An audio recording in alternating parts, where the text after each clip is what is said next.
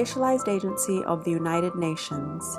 The IMO is the global standard-setting authority for the safety, security, and environmental performance of international shipping. Its main role is to create a regulatory framework for the shipping industry that is fair and effective, universally adopted, and universally implemented.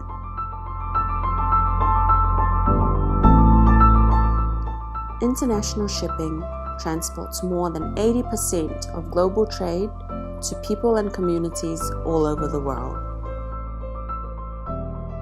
The world relies on a safe, secure, and efficient shipping industry. This is provided by the regulatory framework developed and maintained by the IMO. The Cook Islands is an IMO member state and is party to all of the IMO mandatory instruments. The Cook Islands is an active participant at the IMO, represented by Ambassador and Permanent Representative Capt.Ian Finley. I'm Capt.Ian Finley. I'm the Cook Islands Ambassador and Permanent Representative to the International Maritime Organization. Well, the IMO is the UN agency with the mandate to consider, discuss, develop and adopt international maritime legislation through way of creating new treaties, conventions, or indeed amending existing treaties. So it is very important that all and any member state is actively engaged in such work.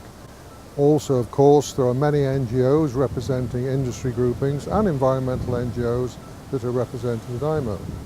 The point here to take into account is that IMO is the only agency with the mandate and the competency to do this work.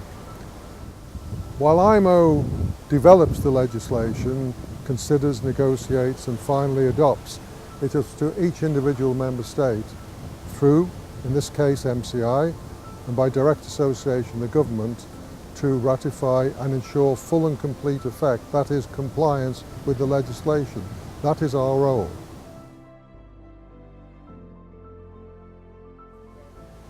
Well, undoubtedly the first major achievement was when we got our membership of the International Maritime Organization.